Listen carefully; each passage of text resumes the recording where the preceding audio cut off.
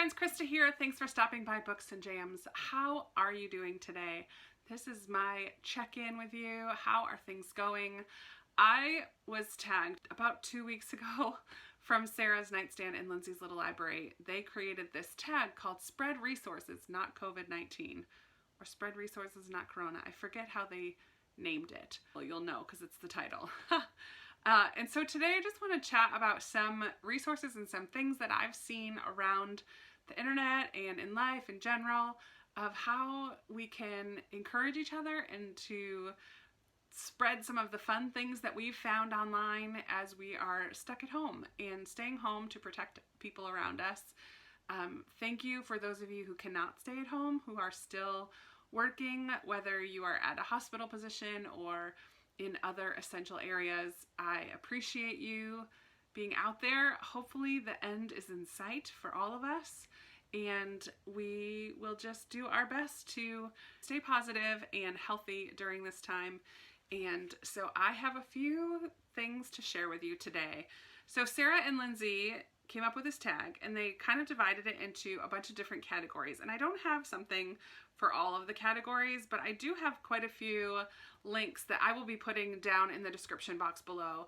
Some of these you may have heard of before. Some of them, I think I tried to come up with all different things from what Sarah and Lindsay talked about. So I will link their videos down below. And also Vicky from chapter 32, she also already did this tag. So I will link all of those videos down below just as a way for you to find some more resources. So the first category is books, and this is probably the category that I have the most things to share with you. I talked the other day in a video about Anna James, who is the author of Pages & Co., Tilly and the Book Wanderer, and then Tilly and the Lost Fairy Tales, I think is book 2. She has a YouTube channel called A Case for Books, and she, I think almost every day or every other day or a couple times a week, she makes a video interviewing some middle grade authors. And I think it's geared towards middle grade readers, something for them to watch and kind of learn about some of their favorite authors. But I think it's fantastic, and for those of you who've been around here for a week or two, know that Middle Grade March is one of the highlights of my year, and we just finished that. And so I love middle grade, and I love seeing middle grade authors highlighted. She's interviewed a bunch of people that I'm not really familiar with, so I think it's a lot of fun to meet some new people, and I just love hearing authors talk about their works, and I think that that's a lot of fun. So check out her YouTube channel down below.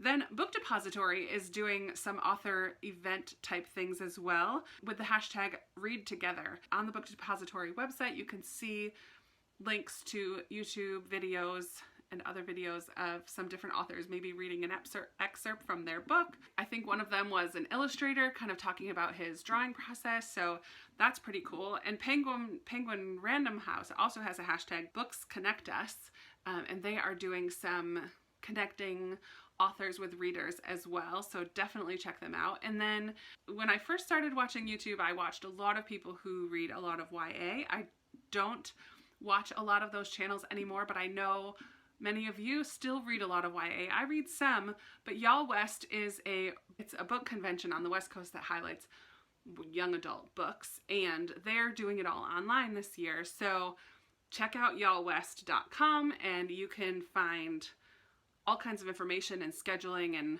what to watch when and which authors are going to be there highlighted. So definitely I will have all of those bookish things as well as everything else linked down below. The second category was art, and I know Sarah mentioned Lunchtime Doodles with Mo. That's the only bookish thing that I could think of. Mo Willems is a children's book author and illustrator, and he does these lunchtime doodles. I've done a couple of them with the kids that I nanny, where he talks through how to draw some of his characters, but he also just talks about the joy of just doodling and being creative with art. And he also talks about the process of creating a book and how that all comes together. And he shows some of his early drawings of some of his illustrations. And so it's kind of learning a lot more than just how to draw certain things. So I think that that's really interesting. I don't have any other art-ish links to share with you, so I will just repeat that one. Lunchtime Doodles with Mo. I will link that YouTube channel down below.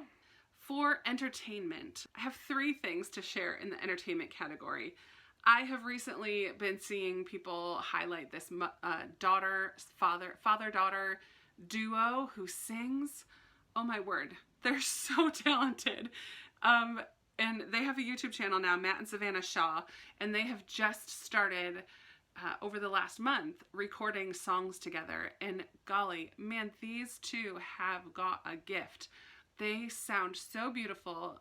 They sing show tunes or other songs, and they just blend so beautifully, and it's so sweet to see a father and daughter come together in this way. So I will link their channel down below. I highly suggest, if you love music, going to check them out. I'm a huge fan of John Krasinski ever since I saw him as Jim in The Office, which is what kind of started his career. He started a YouTube channel called Some Good News, and it's so cute. His daughters created the sign behind him, his logo for SGN, and he just highlights positive stories that he sees from around the web. He surprises people in amazing ways. He's just so kind. I think last night he hosted a live prom for seniors and juniors who are missing out on their school proms, and he had artists come and sing. I saw a clip of Billie Eilish singing a song at the prom for the kids. Like, just so cool. I absolutely love his focus on spreading the good news, because there's so much news that brings with it a lot of uncertainty and anxiety and stress. So it's nice to have something where we can highlight people being kind and compassionate and generous and going out of their way to bless other people. And it's just lovely. I love it. So definitely check his channel out. And then the third thing I want to highlight is BroadwayHD.com. And I was thinking of this because I saw a lot of people watching Phantom of the Opera last night, and I absolutely love Broadway. So if you're looking to go to a show, BroadwayHD.com, you get the first 7 days for free, and you can watch so many different Broadway shows streaming.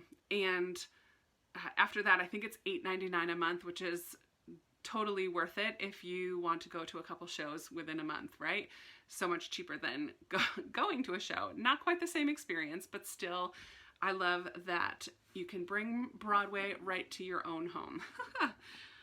The next category is cooking, and I am not much of a chef or a baker, and I don't have any links in particular to anything cooking. I have been exploring Pinterest a lot more. I've kind of forgotten about Pinterest, but lately I've been going on Pinterest. I did actually make cookies and banana oat muffins the other day. I've seen so many people making bread and sourdough starters and stuff, but that's just not my jam. So I don't have any links for cooking. If you guys have a link for cooking, put it in the comments so that other bakers and chefs out there can find them. The next category is freebies.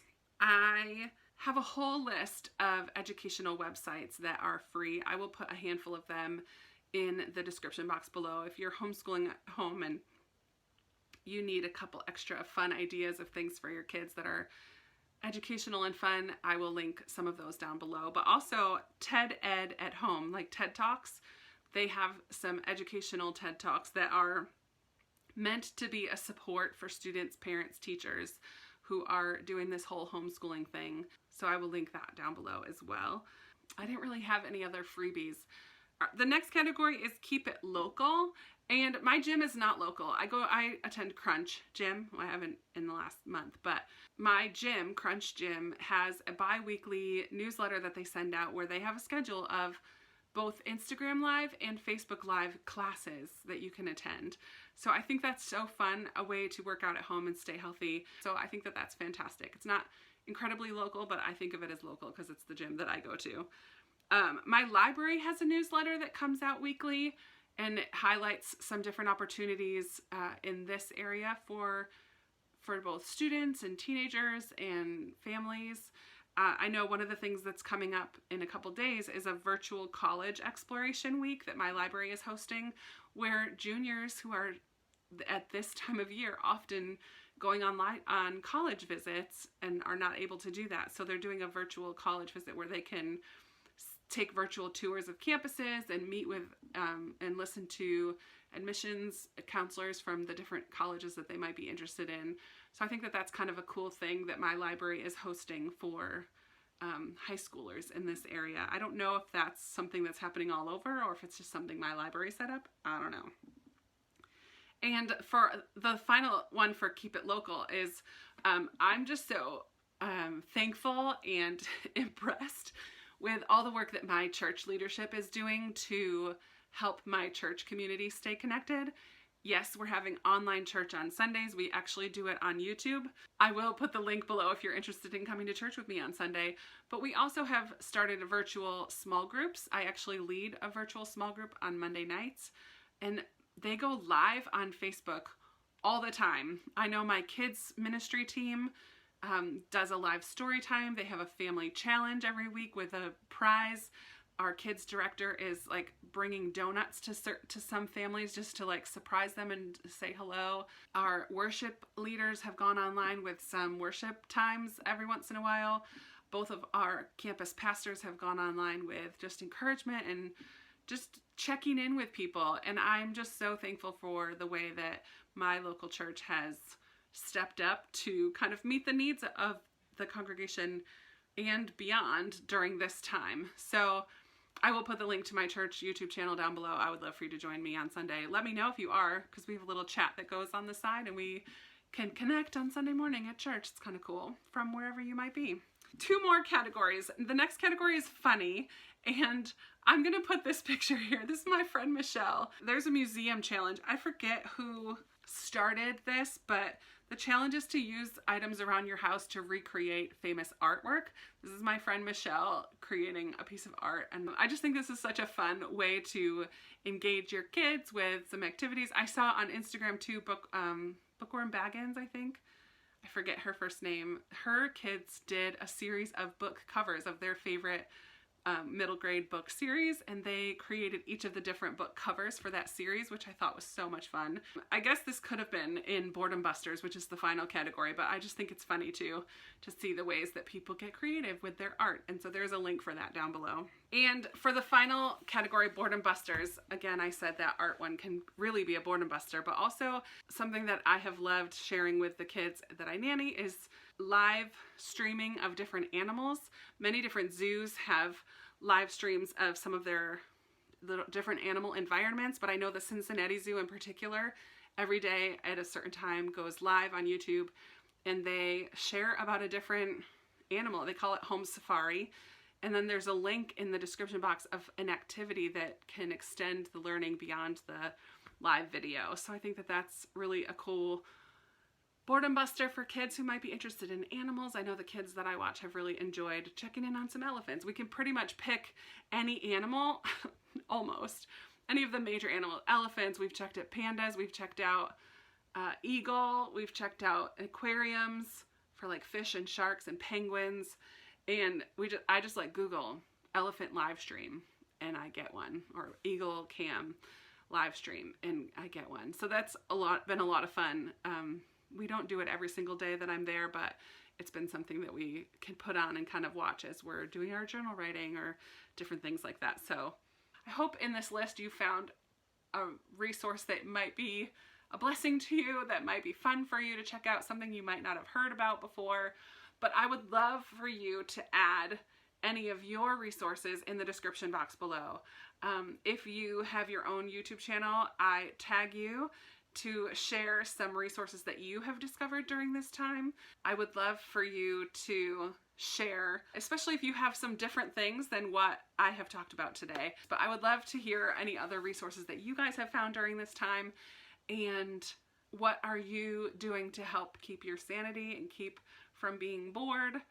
Honestly, I just simply watch a lot of TV and read a lot.